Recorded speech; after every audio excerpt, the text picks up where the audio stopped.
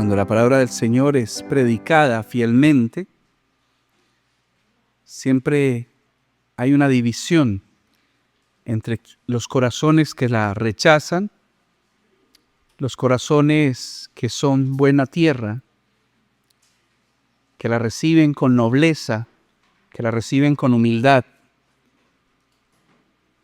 porque saben que es la palabra del Señor. Cuando uno predica, cuando uno tiene el privilegio de exponer la Biblia, uno sabe que tiene limitaciones humanas, limitaciones por nuestro pecado, limitaciones por no poder comprender en profundidad el consejo de Dios. Y sin embargo también lo hacemos en el poder del Espíritu Santo, en nuestra debilidad obrando, sabiendo que la palabra misma tiene poder. Si solo fuera leída, ella tiene poder. Si ella solo fuera escuchada, tiene poder. Y aún así, el Señor da dones, el Señor nos da la capacidad no solo de exponerla y de hacer comentarios apropiados en su momento, sino también de escucharla con precisión y con un oído fértil para que la Biblia produzca en nosotros vida. Estamos en medio del segundo viaje de Pablo, misionero, y han pasado varias cosas. El apóstol Pablo está en Macedonia, en lo que se llama, lo que conocemos hoy como Europa. La mujer que recibió al Señor por primera vez, el primer cristiano fue una mujer, Lidia. También fue encarcelado en Filipos. Fue golpeada su espalda y herido su cuerpo junto con Silas.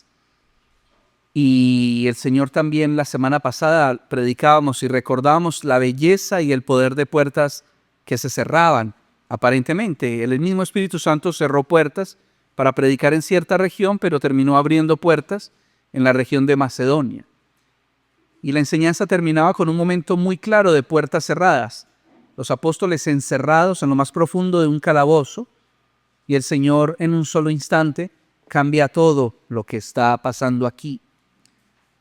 Ese de repente, he sido muy enfático con eso, con cómo el Señor y de repente, de un minuto a otro, un carcelero que estaba con todo en orden, estaba a punto de morir porque podía perder su vida por la huida de los presos, y de repente el cristiano que está en obscuridad, con unas puertas físicas absolutamente cerradas, de repente el mismo Espíritu hace caer yugos, hace caer cadenas y abre puertas.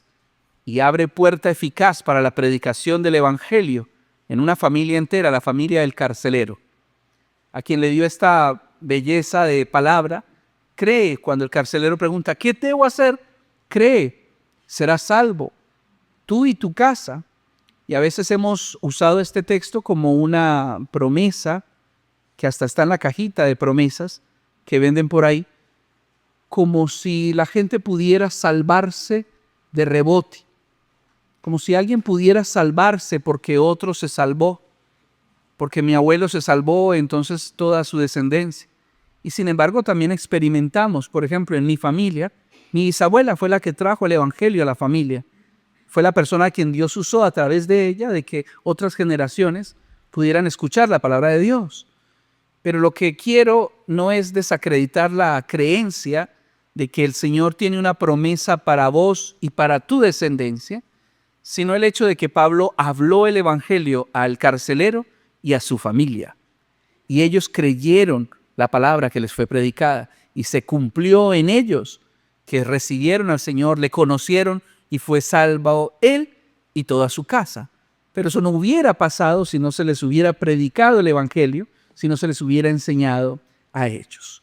Muy bien, vamos al capítulo 17 siguiendo esta historia. Y dice que pasando por Anfípolis y Apolonia, llegaron a Tesalónica, donde había una sinagoga de los judíos. Allí encontraron una sinagoga.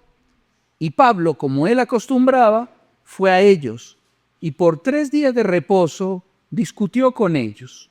Es decir, durante 3 semanas, él aprovechaba los días de reposo, que eran tiempos muy amplios para poder leer la Biblia, no día de trabajo, un día en el que los judíos dedicaban su día a la contemplación de Dios, a escuchar las palabras.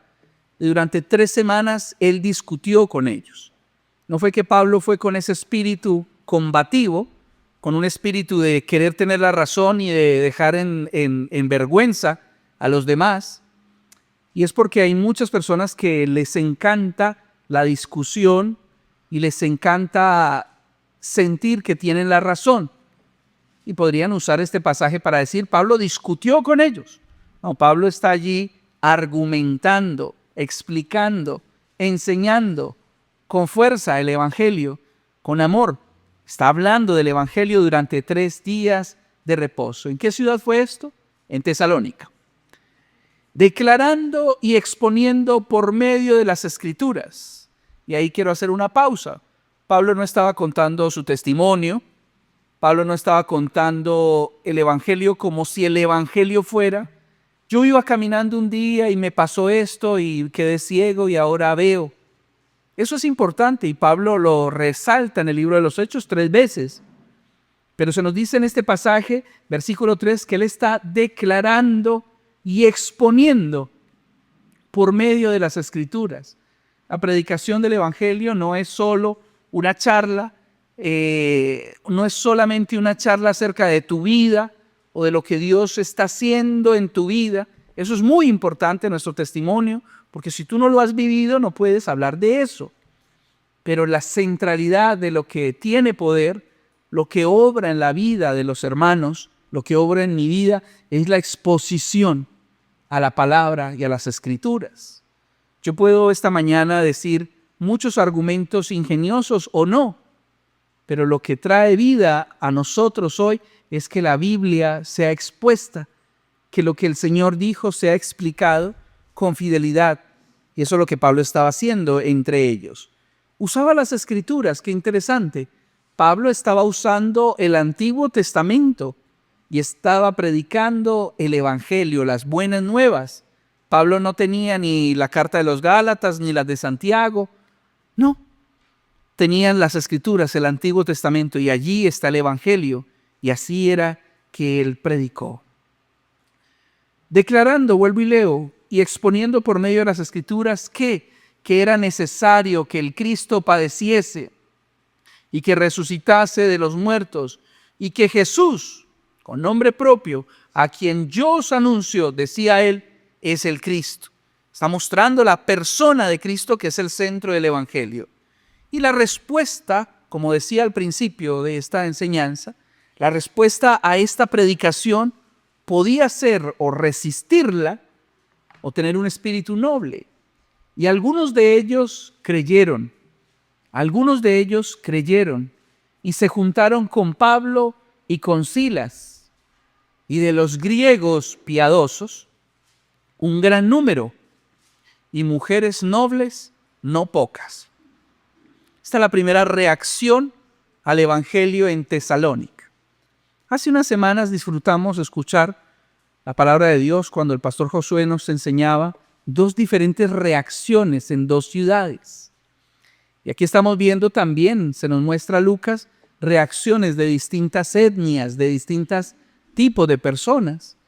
Fíjense que en lo que acabo de leer en el versículo 4, algunos judíos de los que están allí creyeron, pero se nos dice que muchos griegos piadosos y mujeres nobles, no pocas, creyeron. Aquí se utiliza la palabra noble y hay una palabra similar en este pasaje que es la palabra eugenes, que significa de buen nacimiento. Sin embargo, en este caso, cuando se habla de nobleza en estas mujeres, se habla de mujeres de prestigio, mujeres, cuando nosotros en el mundo occidental decimos que alguien es de la nobleza, estamos diciendo que es de una familia con una heráldica que tiene que ver con reyes y gobernantes. Y en este caso, las mujeres nobles eran personas con prestigio y que no eran propiamente judíos. Algunos judíos creyeron, dicen, algunos de ellos creyeron, y griegos piadosos. Una explicación que vuelvo a hacer: los que eran gentiles y piadosos no eran convertidos al judaísmo, no habían sido ni circuncidados ni practicaban todo lo que un judío practicaba. Se le llamaban piadosos a hombres que seguían manteniendo su nacionalidad, su vida, su trabajo, como en el caso de Cornelio, que Cornelio era un centurión romano y no había dejado de ser un centurión, pero era un hombre considerado en el Hechos 10 como un hombre piadoso que oraba al Señor. Y estos piadosos oyeron la palabra del Señor y creyeron. Entonces, los judíos que no creían, teniendo celos, el móvil de lo que va a pasar a continuación son los celos. ¿Celos de qué? Celos de que ahora vino un aparecido que está enseñando en la sinagoga y la gente está creyendo. Celos de que la gente más influyente, la gente con dinero tal vez, la gente con prestigio, está escuchando a Pablo, inclusive griegos. Eso le produjo celos. Pero también me recuerda un pasaje en el que el apóstol Pablo nos dice acerca de que el Señor se había propuesto, Dios, más adelante Pablo lo dice, Dios se había propuesto que a través de la predicación de los gentiles iba a provocar a celos a su pueblo, iba a provocar a celos a los judíos, un celo que en últimas les iba a llevar a ellos a comprender y a la salvación. Pero estos hombres llenos de un espíritu que no es de amor, sino de celos, de envidia hacia Pablo, hicieron entonces toda una movida para desacreditarlo. Eso también me recuerda cuando Pablo está encarcelado, hablando a los filipenses, y él dice que hay muchos hombres que predican el evangelio por vanagloria, y predican el evangelio inclusive desacreditando al apóstol Pablo. Pablo durante su ministerio tuvo muchos hombres y personas que aún creyendo en el evangelio le desacreditaban. Decían que no era fuerte en la palabra, decían quién sabe qué cosas. Pero por celos, por lo que Dios está haciendo. El celo ministerial es una cosa que pareciera que es normal.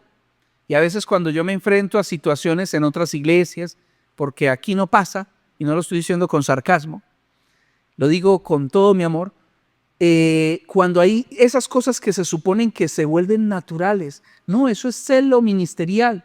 Eso es celo ministerial. Celo ministerial. ¿Qué tenemos que hayamos hecho nosotros mismos? ¿Qué tenemos que no hayamos recibido? ¿En qué empresa estamos en la que no sea Dios quien nos dirige, quien pone, quien quita, quien fortalece, quien mengua, quien nos mueve, quien nos lleva de un lugar para otro? Eso sí sería tener celos y tratar de uno arraigarse en una posición y enojarse porque Dios está obrando con poder en la vida del otro. Sería peor que darle patadas a un aguijón, es seguir la contraria a lo que Dios está haciendo. Pero los celos en este caso generaron una movida en Tesalónica. Entonces dice, entonces los judíos que no creían teniendo celos, tomaron consigo algunos ociosos. Me encanta este pasaje. No es que me encante que hayan ociosos, pero hay gente ociosa. Ociosa en el sentido de que está sin hacer nada. Y el miércoles yo hacía un comentario sobre este mismo pasaje, recordando, por ejemplo, en el tiempo en el que vivimos en otro país, de que uno nota una ética de trabajo diferente. Hay gente muy trabajadora en el lugar donde estábamos, pero hay mucha gente que le encantaría vivir una vida sin tener que mover un dedo, que le encantaría que el gobierno se encargue de todo. Y conocí a alguien que su instrumento de trabajo, su herramienta, hay gente que tiene máquinas de cortar madera, hay otros que tienen elementos de electrónica, ¿cierto? Hay otros que tienen una pala, un pico. Hay otro tipo que la herramienta que tenía era un clavo y una piedra, porque él hacía ralladores. Bueno, hacía huequitos a la lata y esos eran los ralladores. Pero el instrumento de trabajo de este hombre era un bombo. ¿Saben qué es un bombo, no? Un tambor gigante, esos tambores grandes para hacer bulla, que se usan en las bandas y que usamos también en la música. Su instrumento de trabajo era un bombo porque a él lo llamaban de vez en cuando los sindicatos y todas esas cosas para que él fuera con toda su pandilla, cada uno con sus bombos y sus cosas, a tapar las calles, a hacer piquetes, a hacer protestas. Y la vida de él es estar quieto en su casa, recibiendo lo que pueda del gobierno y está listo para ponerse la camiseta que le digan. Si es la camiseta celeste, si es la camiseta verde, pero él iba con su bombo a hacer lío, a hacer bulla, y ese era su trabajo. Eso es un ocioso. Ese es un ocioso. Y yo creo que es del mismo tipo de ociosos que se nos dice aquí, porque dice que tomaron consigo algunos ociosos, hombres malos, y juntando una turba, o sea, los ociosos saben cómo juntar a una turba, porque la gente que está trabajando y ocupada no tiene tiempo para eso. Alborotaron la ciudad, me los imagino con los bombos, ¿se los imaginan?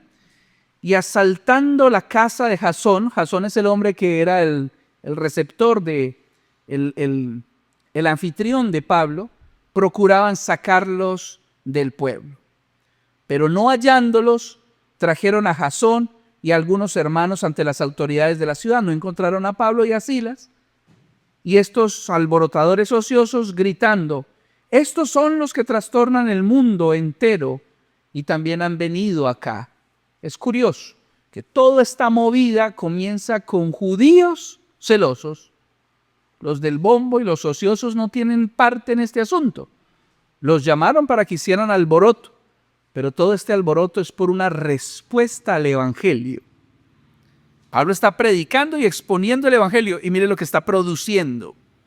Está produciendo celos, está produciendo un alboroto sin querer queriendo, y a él no lo encontraron, a Pablo y a Silas, y agarraron a Jasón, a los cuales Jasón había recibido, y todos estos contravienen los decretos de César, decían estos alborotadores, diciendo que hay otro rey. Jesús está diciendo que Pablo está en contra del gobierno de César. En fin, ustedes sabrán cualquier argumento que estaban armando con tal de generar alboroto y de dañar al hombre de Dios. Y alborotaron al pueblo y a las autoridades de la ciudad, lo lograron oyendo estas cosas. Pero obtenida fianza de Jasón y de los demás los soltaron. Al Jasón le tocó pagar dinero, una fianza, y entonces los soltaron. Y hasta ahí la primera escena. Pablo exponiendo la verdad, la palabra. Hay muchas maneras de poder predicar el evangelio, me refiero a muchas técnicas para hacerlo.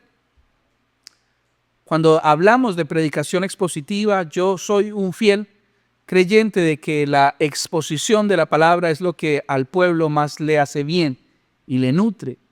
Pero no considero que la predicación expositiva en sí mismo sea una técnica, sino que es el hecho, en distintas maneras, de uno poder ser fiel a lo que ella quiere decir y no tratar de ponerle otro significado y de exponerla al pueblo. Hay mucha gente que se queja porque a la gente le encantaría que uno se parara a hablar de temas que son más concretos, de temas más, tal vez, más útiles para la iglesia, de temas más apropiados, que uno se pare con un palo a golpear a la gente, o que uno se pare aquí a hablar acerca de lo que está pasando políticamente, entonces los llevamos a la escritura como cristianos.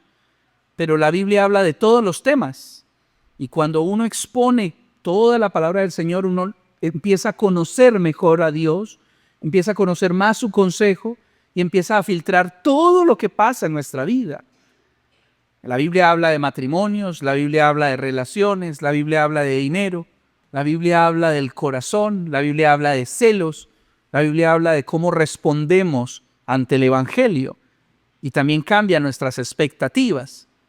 La expectativa no es que yo predique algo maravilloso, ingenioso. Ojalá el Señor me dé la capacidad cada vez de ser más preciso y más claro y hablar al corazón de ustedes, pero nunca pasando por encima lo que el texto está diciendo, que es el que tiene poder. En fin, Pablo predica con fidelidad, expone la Biblia y tiene una respuesta. Algunos creen, pero por celos de algunos creyentes judíos se armó tremendo alboroto. Sigamos con el texto, por favor.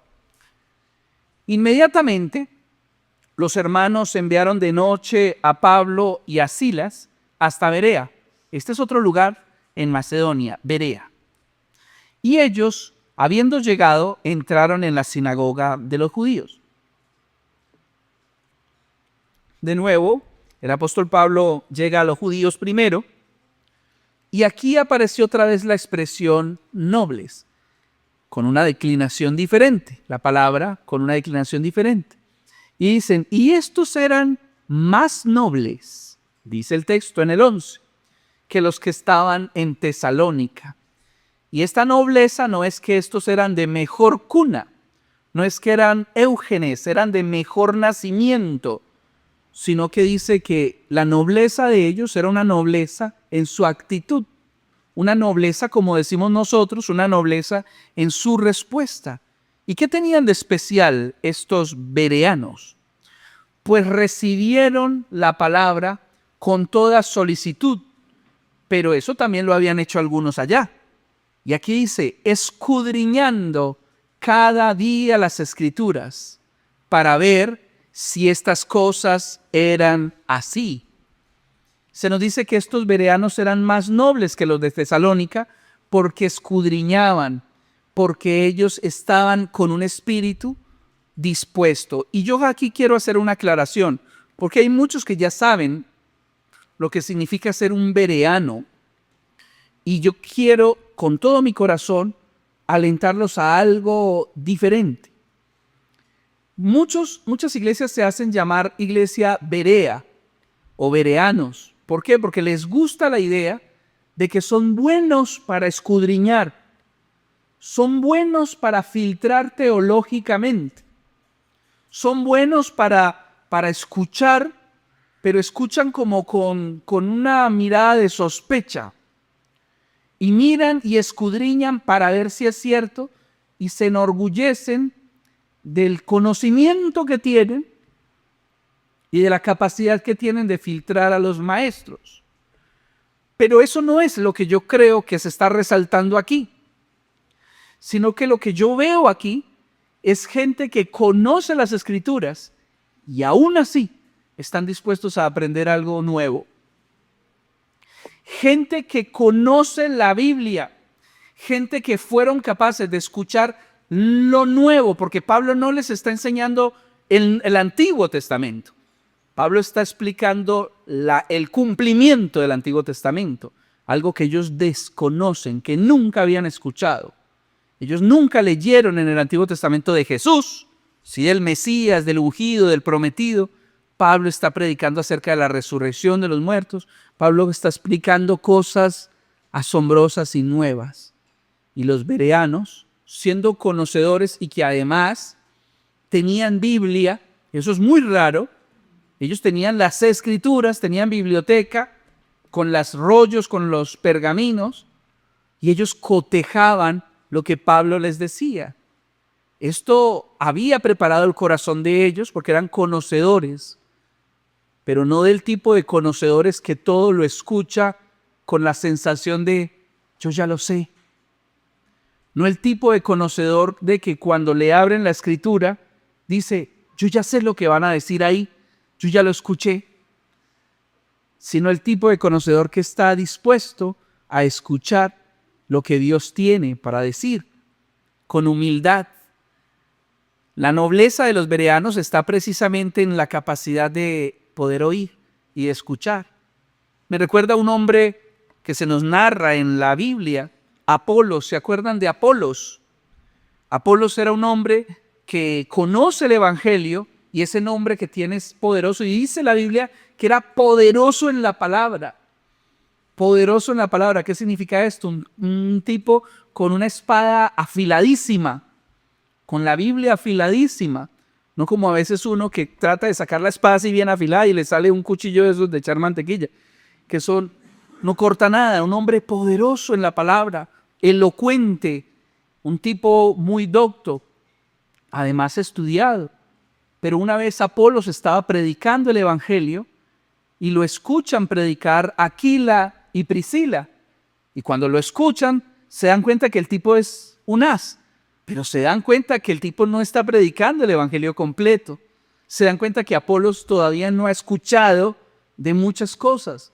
Y me encanta que Apolos, siendo un hombre poderoso en la palabra, un tipo que le daba cachetazos a Aquila y Priscila en su homilética, se sujetó a escucharlos, a ser reprendido, corregido, instruido en la palabra y en el evangelio.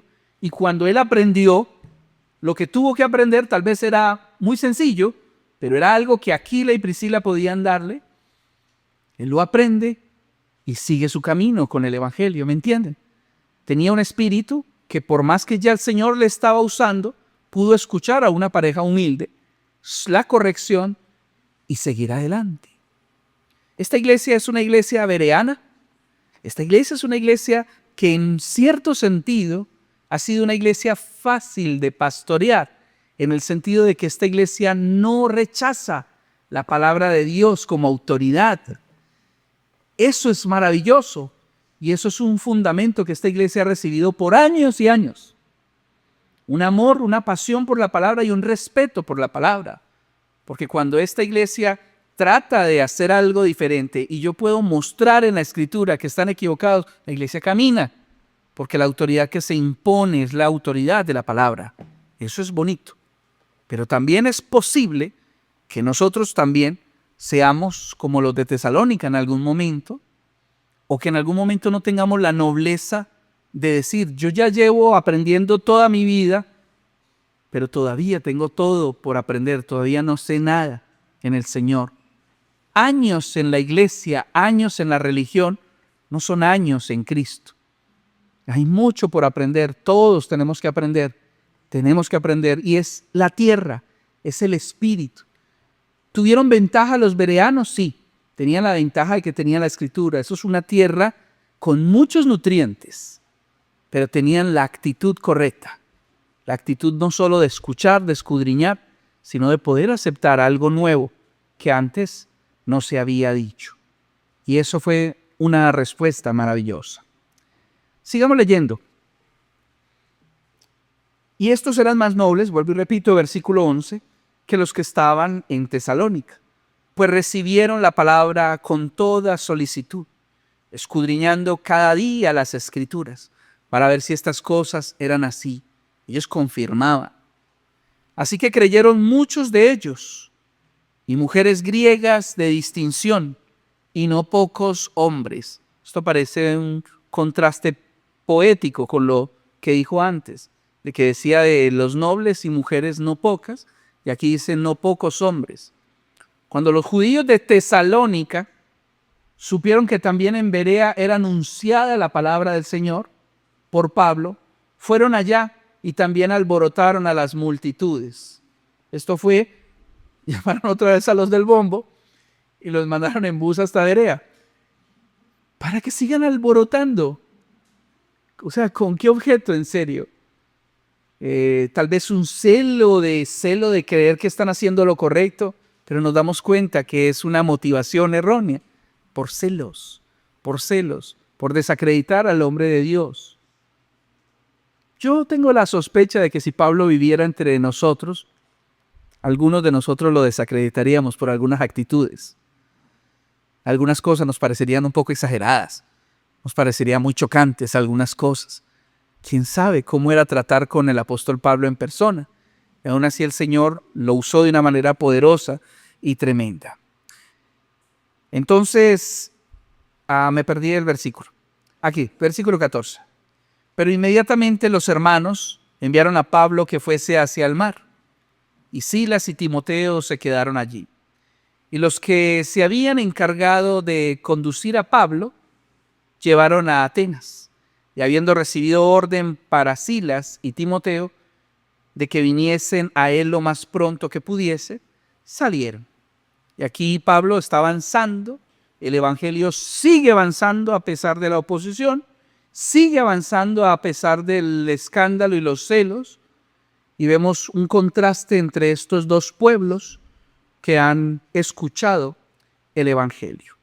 Brevemente voy a seguir leyendo y hacer un par de comentarios en el pasaje que viene.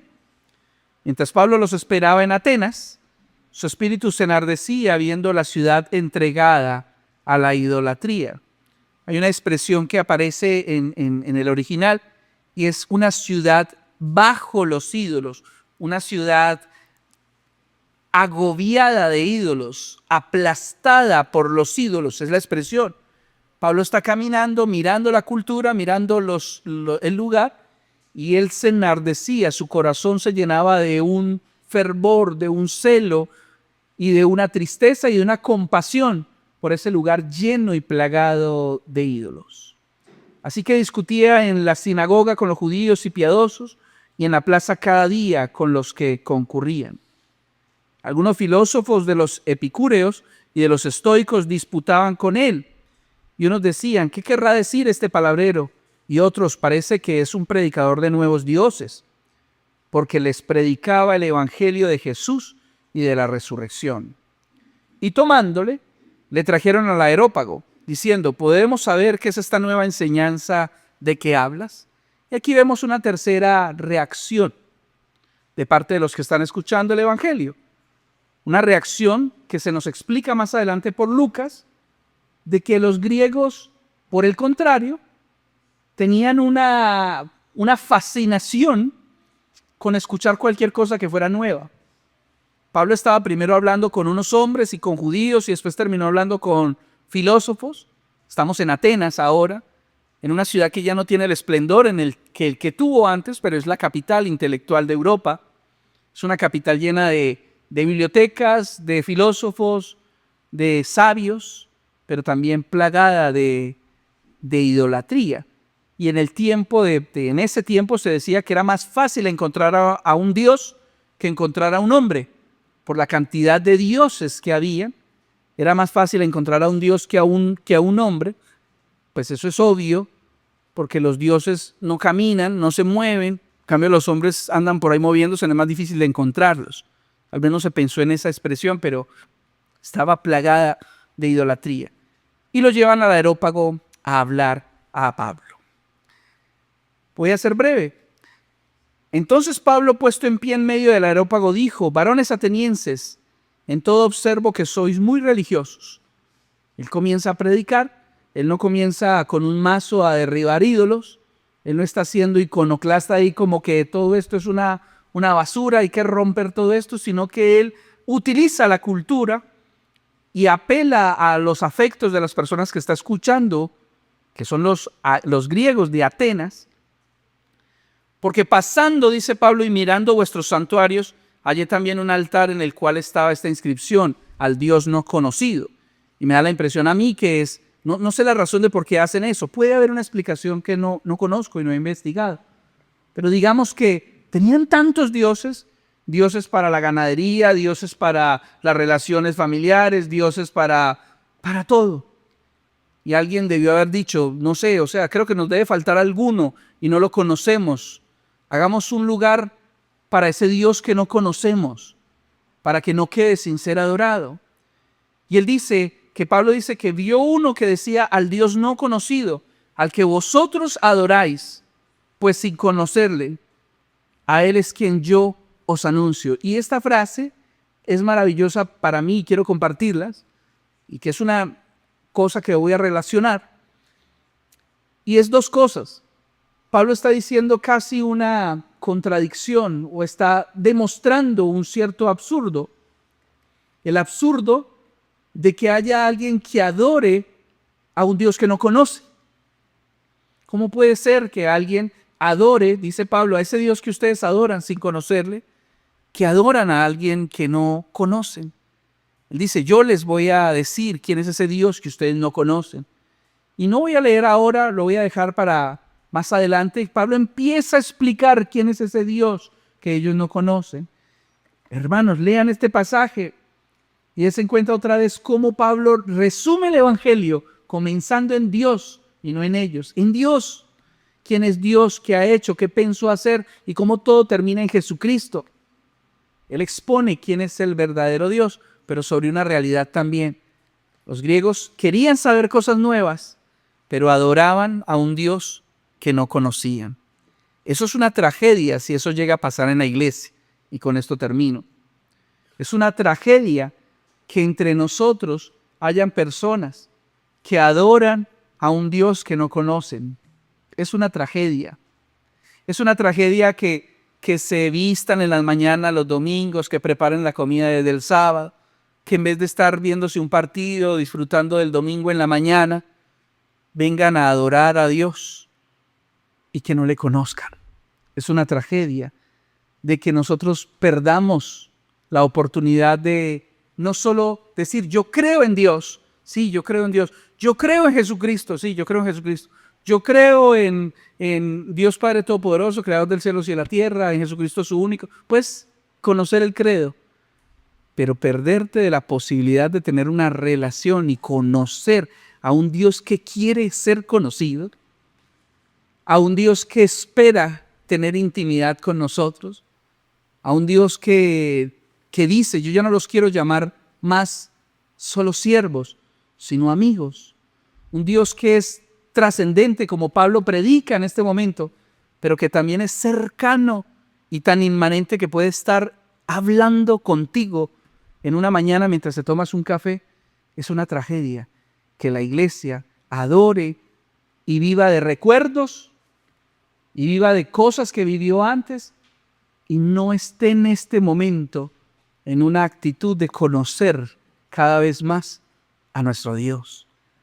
Es lo contrario a un bereano. Yo ya sé de Dios, yo ya sé el Evangelio, yo ya sé la teología, yo ya estudié eso. No. Por más que conozcamos, más nos damos cuenta de la necesidad que tenemos de conocer al Dios de la palabra. Más allá de escudriñar solo la Escritura, es muy importante poder relacionarnos con Él y conocer. Y eso se hace a través de la oración. Eso se hace a través de nuestra manera de acercarnos a Él en una comunión a través de la oración y a través de la palabra, por supuesto. La palabra y la oración, la palabra y la oración. Pero en la Biblia la palabra siempre fue expuesta públicamente. La palabra fue enseñada unos a otros. El problema de la oración, si se puede decir que es un problema, es que la oración principalmente debe ser privada. La oración principalmente debe ser y cerrada tu puerta y en tu intimidad, vos y el Señor. Las oraciones comunitarias son importantes. Podemos orar todos como una sola persona a nuestro Dios, pero eso no tiene la misma fuerza, la misma belleza que tu relación personal en oración como Cristo tenía con el Padre. La oración comunitaria es bellísima y es una demostración de nuestro cuerpo juntos, hablando a nuestro Dios como un solo ser. Pero el Señor nos llama a conocerle. ¿Tú crees que ya le conoces al Señor? Responde, por favor, como los bereanos. Diga, no. Tengo mucho por conocer, mucho por saber, mucho que no sé de Dios. Y eso mantiene fresca nuestra vitalidad y la tierra en la que nos convertimos para que el Evangelio siga creciendo en medio de nosotros. Amén. Hoy es día de compartir la cena del Señor. Yo quisiera orar juntos oráramos, para que el Señor ponga en nosotros, en la canción que cantábamos al inicio, hay una canción que hemos insistido y que estamos enseñando. Hazme un siervo para tu gloria. Pon en mí el mismo sentir que hubo en Cristo. Pon en mí, Señor. Pon en mí la actitud que hubo en Cristo. Hazme un siervo, Señor, para tu gloria. Esta iglesia se puede sentir orgullosa de sentirse muy bereanos porque leen, pero un poco más allá, que sea una iglesia que esté dispuesta a aprender algo nuevo, que esté dispuesta a la luz de la Escritura, dejarse moldear. Para mí es muy frustrante ver a alguien inteligente que ama al Señor y que le estás mostrando la Escritura y le estás explicando un argumento, insiste en su tradición, insiste en lo que aprendió, insiste en lo que para él es correcto. Es frustrante, pero el trabajo es la obra del Señor. Es la obra del Señor que la va a hacer en su momento. Amén. Inclinen sus rostros un momento y vamos a orar pidiendo a Dios que ponga esa actitud en nosotros que hubo en Cristo, que hubo en los bereanos, y que nos dé crecimiento esto, que nos permita conocerle y que no caigamos nunca en la tragedia de trabajar, de adorar, de ofrendar, de vivir, de abstenernos de tantas cosas para un Dios que no estamos conociendo. Muchas veces hacemos torpezas durante la semana en nuestras conversaciones y esas torpezas nos revelan que no conocemos la palabra, nos revelan que no conocemos a nuestro Señor. ¿Eso produce vergüenza? Sí, claro que sí, pero ¿qué importa? Vamos para adelante corregidos con el poder del Espíritu Santo. A eso fuimos llamados.